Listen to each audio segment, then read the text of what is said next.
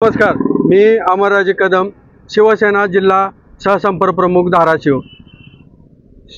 तुळजापूर मतदारसंघातून राणा जगजितसिंह पाटील यांनी भरघोस मताने विजय संपादन केला आणि या ठिकाणी तुळजापूर वासियांना आता विकास पाहायला मिळेल, जेणेकरून की तुळजापूर मतदारसंघाला या ठिकाणी पालकमंत्र्याचं पद मिळावं अशी महायुतीच्या वतीनं मी शिवसेनेच्या वतीनं शिंदे साहेबांना मागणी करेन आणि तुळजापूरचा विकास जेणेकरून जी वाराणसी असेल, अयोध्या असेल, ज्याप्रमाणे हे तीर्थक्षेत्र मोठ्या प्रमाणात सुधारणा झाली त्याचप्रमाणे तुळजापूरचा सुद्धा तीर्थक्षेत्राचा विकास व्हावा ही जनतेची मागणी आहे।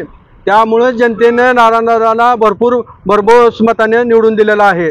तुळजापूरमध्ये आता येणाऱ्या काळामध्ये रेल्वे येईल आणि तुळजापूर तीर्थक्षेत्राचा विकास होईल, जेणेकरून भक्तांना सुद्धा जास्तीत जास्त सेवा सुविधा मिळण्याची आशा या ठिकाणी निर्माण झालेली आहे। आता उद्याच तुळजापूर विकासाबाबत एक मंदिर संस्थांनी बैठक ठेवलेली आहे, त्यामध्ये तुळजापूर मंदिराचा विस्तार होणार आहे आणि यासाठी या कामासाठी भरीव निधी केंद्राकडून आणि राज्याकडून सुद्धा मिळणार आहे।